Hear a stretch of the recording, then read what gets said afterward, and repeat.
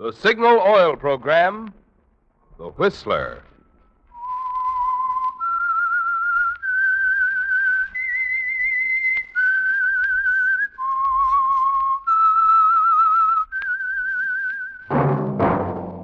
That whistle is your signal for the Signal Oil Program, The Whistler.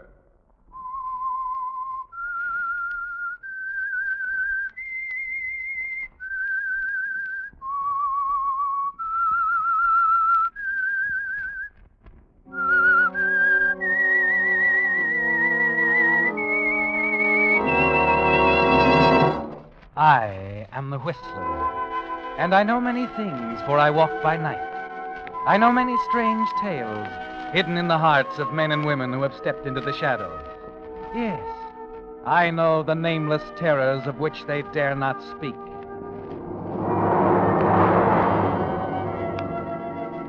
Yes, friends, it's time for the Signal Oil Program, The Whistler, rated tops in popularity for a longer period of time than any other West Coast program in radio history. And Signal gasoline is tops, too, tops in quality. It takes extra quality, you know, to give you extra mileage. And Signal is the famous Go Farther gasoline. So look for the Signal circle sign in yellow and black that identifies friendly dealer-owned Signal stations from Canada to Mexico. And now the Whistler's strange story. The Human Catalyst.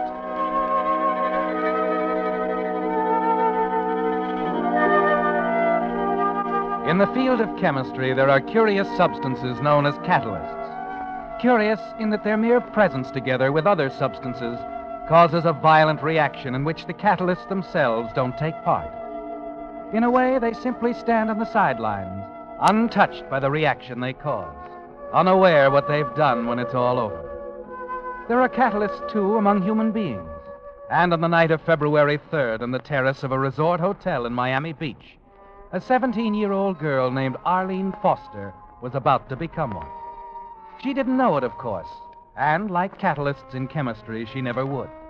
But there on the terrace, in a simple conversation with her teenage date, Arlene was preparing to step into the role. Orville. Yeah?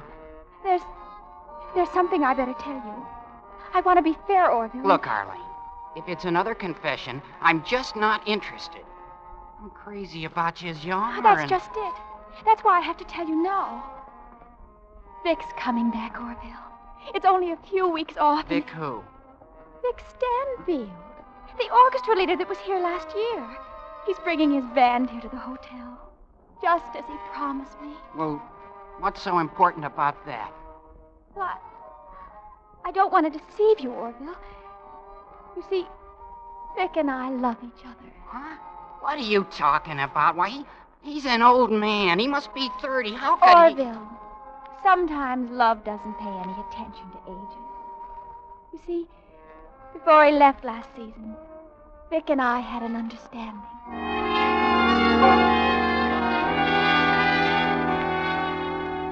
At that time, Vic Stanfield was many miles from Miami Beach. Many miles away from the catalyst. Vic was in Cleveland, Ohio, attending a funeral service, moving up when it was over to console the widow of a dear friend of his.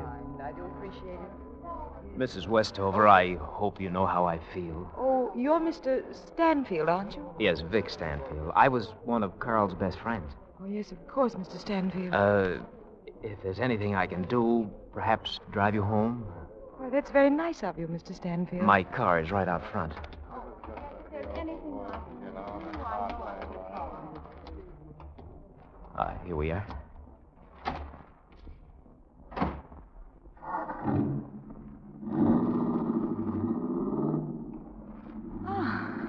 You all right? Yes.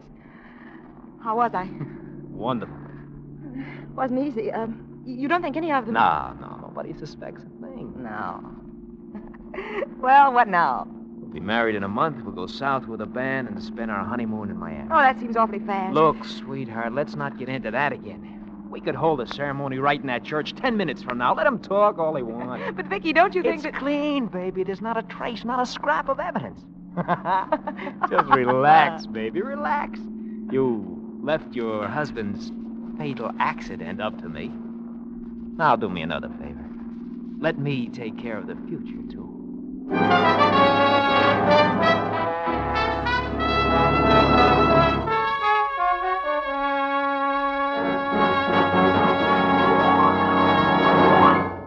With the prologue of The Human Catalyst, the Signal Oil Company is bringing you another strange story by The Whistler. Well, friends, since this is St. Patrick's Day, you've no doubt been getting your share of Killarney with your radio programs. I had thought of describing how your friends would turn green with envy when you power your car with Signal gasoline, because today's Signal drives the pings and sluggishness out of a motor, like St. Patrick drove the snakes out of Ireland. Or I thought of reminding you that your wallet would feel lucky as a four-leaf clover because of Signal's good mileage. But sure and begorra, when you buy gasoline, there's really just one thing that matters. You want to be sure that you're getting the tops in quality, the gasoline that gets top efficiency from your motor. And that's something your own speedometer can tell you, because when your motor runs more efficiently, you not only enjoy quicker starting, faster pickup, and smoother knock-free power, but also more mileage. Good reason why we're so proud of Signal's famous mileage, and why we say, to be sure of the tops in gasoline quality, there are just two things to remember. One, it takes extra quality to go farther. And two, Signal is the famous Go Farther gasoline. Begorra. And now, back to the Whistler.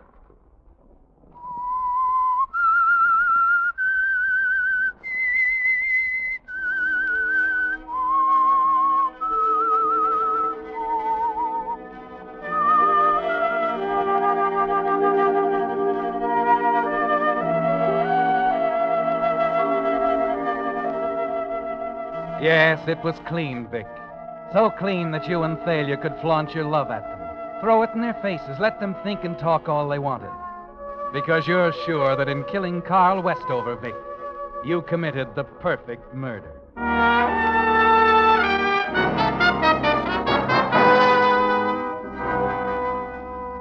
It's a month almost to the day when you and Thalia drive up the Lakeshore Highway to the little town of Fairport to be married by a justice of the peace. And that night you're on your way to Miami Beach in the new life that lies ahead for both of you. And in your complete happiness together, there's certainly no thought that each mile on the train brings you closer and closer to the catalyst.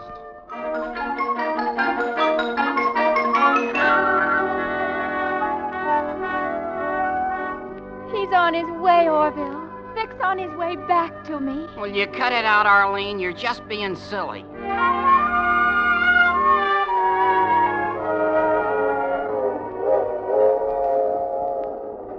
What's the matter, Vicky?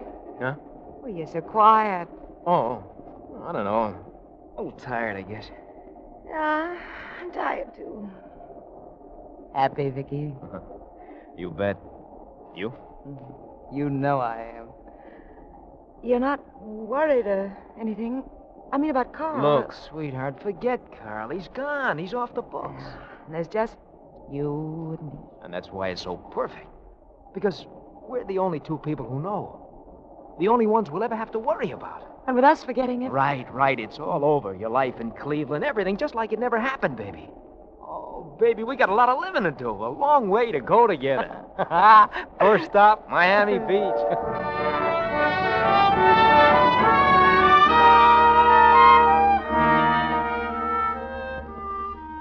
So there it is, Vic. The aftermath of a murder you're certain is perfect. The happily ever after part of the story. It's like a chemical solution with two ingredients, quiet, inert, in a stage of precarious peace, awaiting the catalyst. Naturally, you don't know it, Vic, but as you and Thalia arrive at Miami Beach and check into your hotel suite, the little human catalyst, Arlene Foster, very close to you now, is suffering from some very shocking news. Arlene, what in the world is the matter with you? I'm sorry, Mother. You haven't eaten a decent meal for a week. You wouldn't understand. Well, I have a pretty good idea what it is. The same thing happened last year about this time, didn't it? It's never happened before. Anything like this, that is. Well, if I'd have known it'd been like this when your father told me he was going to manage this hotel, I'd have stayed up north. Who is it this time? The bass player? The tenor saxophone? Or is it Victor Stanfield himself? How can you do it? How can you say such a... Wait a minute, Arlene.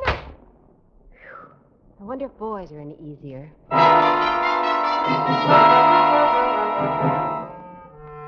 Eileen walks slowly down the hall, stops at the telephone, begins to think.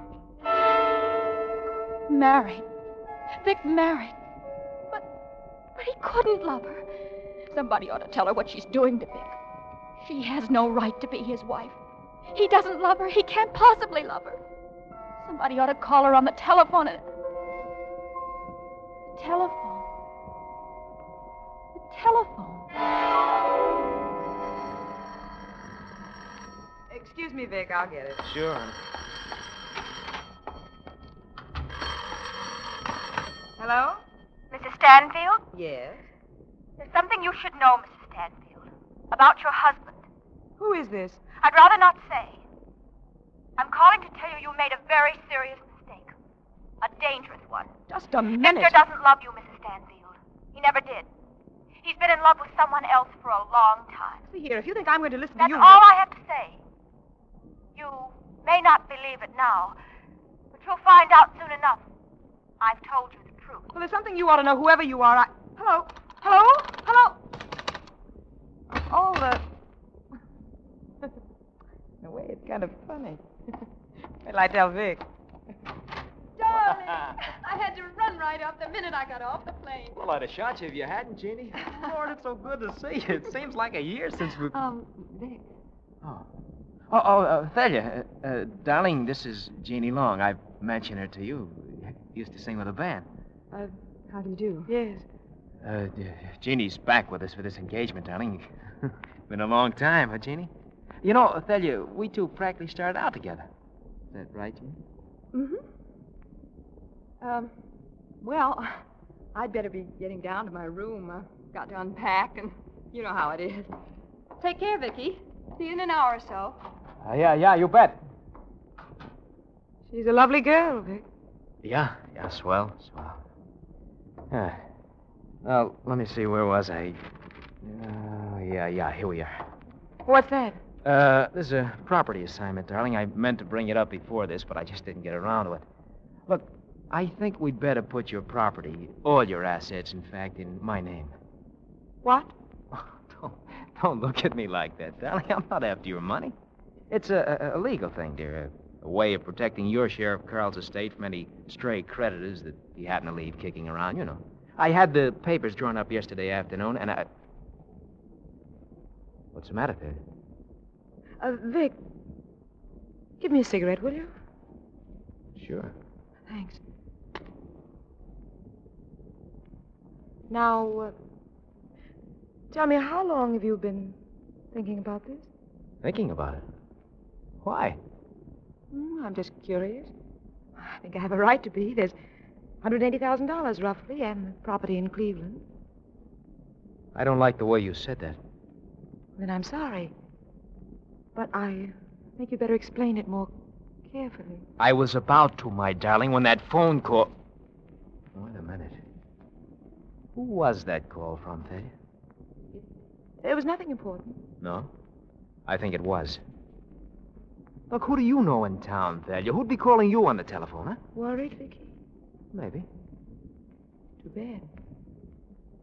Because I've decided I won't tell you who it was. And as far as those papers go, I just don't think I'll sign them. Any particular reason? I don't know.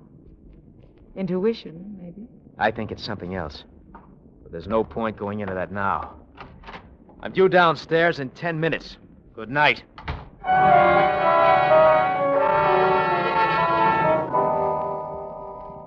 The reaction's well underway now, Vic. Something's wrong. You know it. You can feel it gnawing away inside you the rest of the evening. But you get hold of yourself when the job's over. Yes, it's ridiculous letting your imagination run away like that. Thalia's all right. She's got to be all right. She has your life in her hands. It's almost 2 a.m. when you let yourself into the dark apartment on the 10th floor, hoping she's thought it over, too. That the strange way she turned on you when you mentioned the assignment papers didn't mean what you were afraid it meant. Thalia, you awake? Yes. I'm glad you are. No, skip the light. Look, Thalia, there's a few things we've got to get straight. You sound very determined. I am. Look, we can't afford to have any secrets between us, Thalia. Have we? I think we have. That phone call, for instance. Why won't you talk about it? What are you doing to me? Maybe I should ask you the same question. What are you doing to me? Why is it suddenly necessary to sign everything over to you? That property's mine. I intend to leave it that way. Oh. So that's it. That's what's eating you, huh? Nothing's eating me, Vic. Maybe you never really understood me. I can be practical, too. Oh, sure. Of course, you don't want to overlook a couple of other little considerations, like marriage, like love. Love? Yeah, love. You sound like you doubt that. Tell you, maybe you ought to add things up again. I plan the whole thing. I lie. I commit murder for you. I see it straight through, then suddenly it isn't enough. You're not satisfied. I didn't say that, Vic. I understand your position quite clearly. Then it's worse. Look, how can you talk this way when I'm out on a limb alone? Not a chance to tie you into any part of it. And you try to tell me nothing has changed, that you're just being practical. What kind of understanding is that, Thalia? Is it any good for me, is it? You're good, Vic. Convincing, very sincere. Only through it all, I can hear only one thing. The money. I want that money. But there's a very good reason, Thalia. Yes, so I've discovered. Good night. Wait a minute, Thalia, wait. Good night, Vic.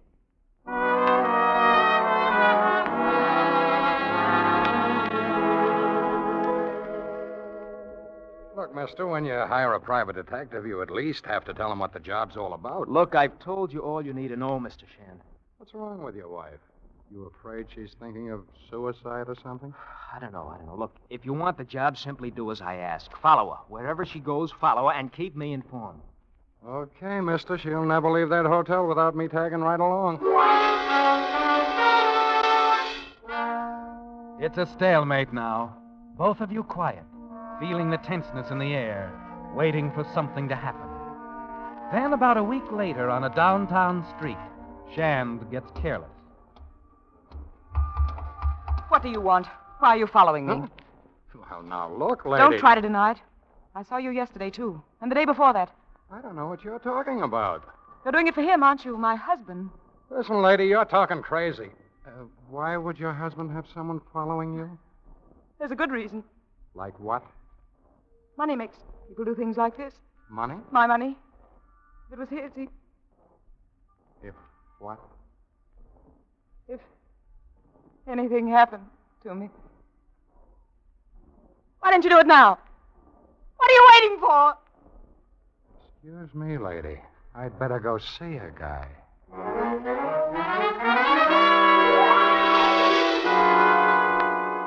Look, be reasonable, Shand. Why didn't you level with me? Where do you get off dragging me in on a dirty deal like this? But what's wrong? Everything, the whole setup. I like money as much as the next guy. See, and I need jobs. But I'm stepping out of this one, mister, right now. I'm getting out of here. You don't even have to pay me. Look, I don't get you, Shand. What could... You heard me. I'm getting out.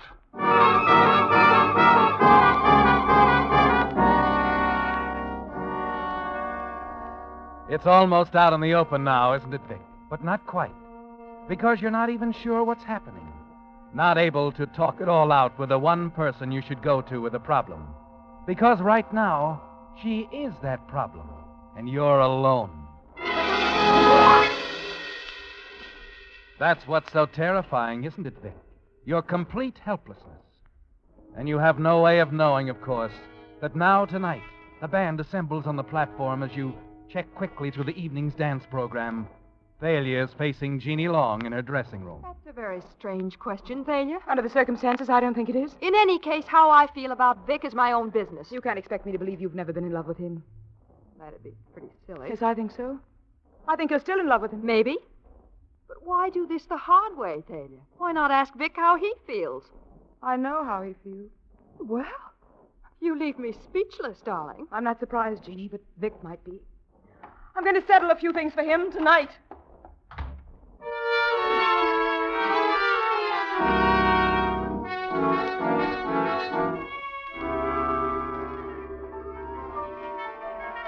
Vic, could I talk to you a minute? Not right now, Janie, please. Okay, boys, let's take it. 1, 2.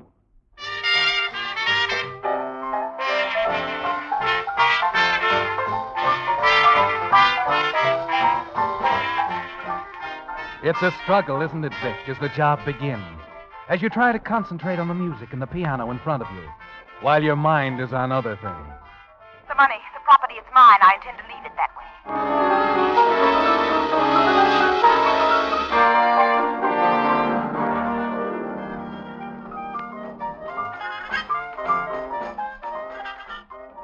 Those are the raw materials, aren't they, Vic?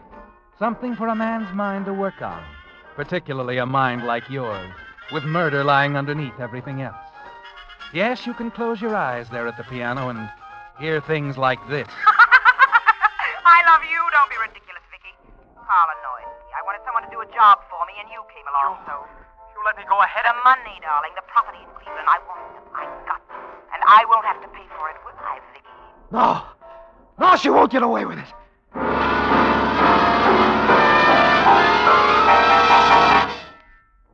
You're trembling, aren't you, Vic? Sitting there terrified by your own thoughts. Almost afraid to think of what you might have to do to escape. Intermission, Vic. What? Oh, yeah. Yeah, sure, Janie. And now you're going to listen to me. It's Thalia. Thalia?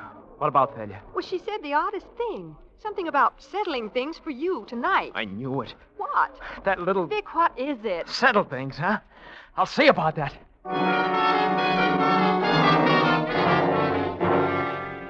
You know now you've got to kill her. And it has to happen fast. In the lobby outside the ballroom, you stop. Remember something that private detective said about suicide.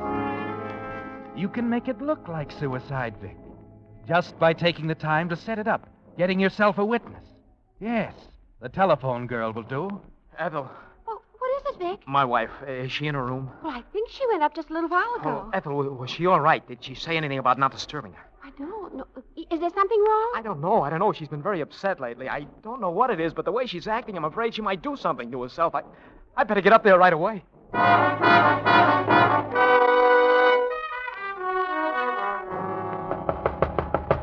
Thalia? Thalia? You step back, remembering somehow that you have your own key. Fumble nervously, opening the door. Thalia? You cross swiftly to the bedroom, glance in, wonder where she could be. Thalia? Turning, you catch sight of the doors to the terrace. They're both standing open, a slight breeze rustling the draperies. Thalia, I just want to talk...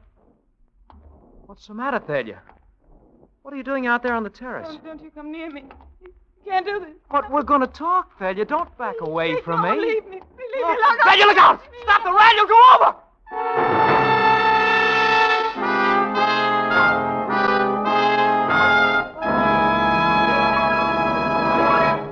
The Whistler will return in just a moment with the strange ending to tonight's story. Meantime, another word about those Oscars which the movie industry is going to award next Saturday. On last week's Whistler, I mentioned that if they gave Oscars for gasoline, Signal would no doubt win the honors for outstanding performance. Well, by the same token, the Oscar for Best Supporting Role would surely go to Signal oil dealers for the many valuable safety services which they offer free. For instance, this month, all Signal service stations throughout the West, from Canada to Mexico, will check your fan belt and radiator hose without charge. The chances are it's been a long time since your radiator hose and fan belt were checked, because most drivers, and most service station operators, too, never give a thought to these two little items until they break down completely and leave you in real trouble. Moreover, if the inspection shows your fan belt or radiator hose to be in dangerous condition, Signal dealers can, in most cases, replace them while you wait. So for your own peace of mind and carefree miles during the months ahead, drop into a Signal station this week for this free Signal safety service. Your friendly Signal dealer will enjoy this opportunity to demonstrate to you the more thorough, more conscientious service cars get at dealer-owned Signal service stations. And now, back to the Whistler.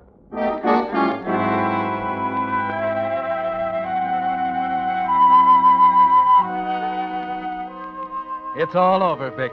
In one terrible moment, as Thalia falls back over the terrace rail, and your mind whirls with a thought that here is the end product of your perfect murder. You don't know it, of course, but the human catalyst has done her work well. And all that's left as you draw back from the rail with a shudder is the realization that your own life is at stake if you don't get out of these rooms before anyone comes up.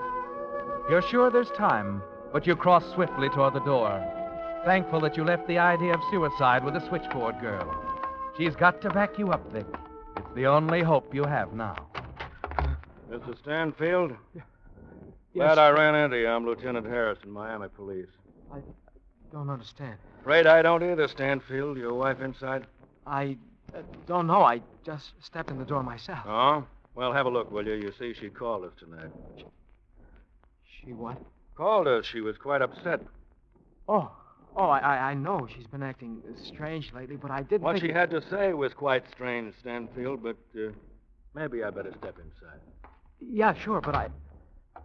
Look, Lieutenant, what's this all about? I can't understand what Want me to get it? Yeah, go ahead. Yes? What? Uh-huh. That must have just happened. No, it's all right. I'm with her husband now. Well, Stanfield, maybe you already know this, but just for the record, that call was to let us know that your wife's body is out on the pavement, 10 floors down.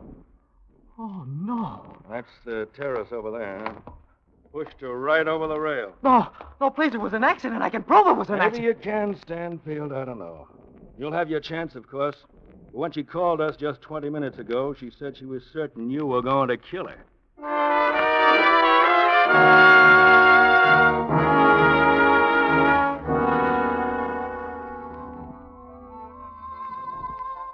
Gee, Arlene, I can't get over it. What, Orville? The papers today about Vic Stanfield being convicted of murder. The Miami police and that private detective both telling the jury Mrs. Stanfield said she was afraid he was going to kill her. Oh, yes. I wonder why he did such a thing, Orville. I don't know. Only, oh, gosh, the whole thing must have hit you pretty hard, Arlene. I mean, the way you felt about Stanfield. Well, you know, Orville, it was terrible, but as far as anything personal between Vic and me, I guess I was just silly. You see, Orville, there's something you should know. You mean about our going steady again? No. Rodney Maynard and his men of music are coming here next week. Yeah, I know that. Yes, but... Well, Orville, there's something I've never told you about me and Rodney.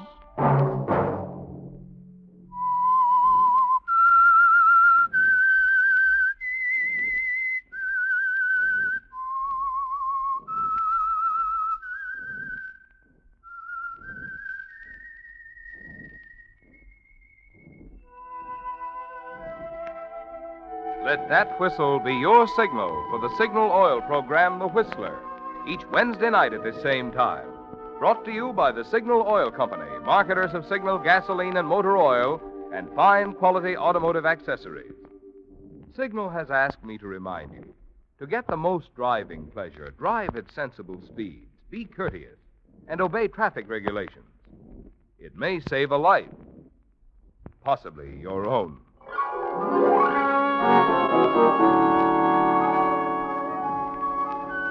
Featured in tonight's story were Betty Lou Gerson and Tony Barrett. The Whistler was produced by George W. Allen, with story by Joel Malone and Harold Swanton, and music by Wilbur Hatch, and was transmitted to our troops overseas by the Armed Forces Radio Service. Next Wednesday, for a full hour of mystery over most of these stations, tune in a half hour earlier. Enjoy The Saint as well as The Whistler. This is Marvin Miller speaking. This is CBS, the Columbia Broadcasting System.